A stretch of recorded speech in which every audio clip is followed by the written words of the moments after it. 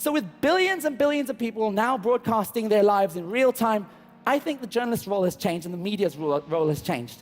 Curation is the new creation. We were in Delhi recently. I work for the Hindustan Times, as I said, and we're doing the story of education. Young people trying to get from school to university. And it's the same story every year. They need 99.9% to get in, and they still don't get in. It's really, really difficult. So how could we make the story more interesting and more relevant and more real? Well, we brought 6 students in, and we trained them how to Snapchat the most stressful 6 weeks of their lives trying to get into university.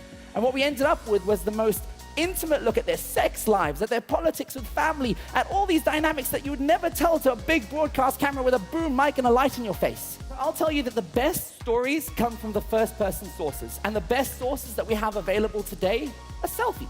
It's the most obvious thing, it seems. But it seems that the publishers are not the ones that are most in touch with this movement. It's the platforms. Do any of you guys remember a few months before the election, this young man tried to scale Trump Towers with suction mounts attached to his arms in New York? It was the most riveting content. And why? Because it had the 2 elements that live television and live Facebook broadcasts love. It had suspense. Ooh, what's going to happen next? Is he going to fall down? How are we going to get him? And it had engagement. It had the comment section with people trying to work this out. But Snapchat played it a little bit different. For me, they represented the future of news. All they did was set up a geolocation, get the snaps of everybody that was snapping, and aggregate those. And they ended up having more truths, more perspective, more angles, and I ended up seeing the guy inside. I managed to see his face. I wasn't on a telephoto lens looking up at the guy. It gave me a totally new perspective. They did the same thing when they went to Mosul, the second biggest city in Iraq.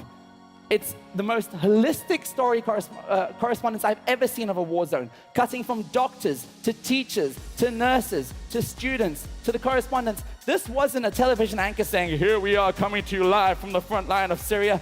This was people telling me the story. It was the most intimate look at a war zone I've ever seen. And to see how this all comes together and how social media and apps like Snapchat beat traditional media at the elections game, we have to look at how they covered the US elections. They looked at the real stories being told by real Americans at home with their selfie cameras, like looking into a mirror.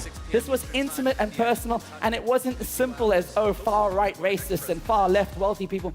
There was a lot more detail. If you look around and up and below, there's so much intricacy in those stories. But it seems traditional media is not designed for those deeper stories. We are designed for universal stories, massive generalizations, Islamist radicals, these massive terms that absolutely mean nothing. We need to get down to the granular level, to speak to people in their selfies to understand what's actually happening on the ground.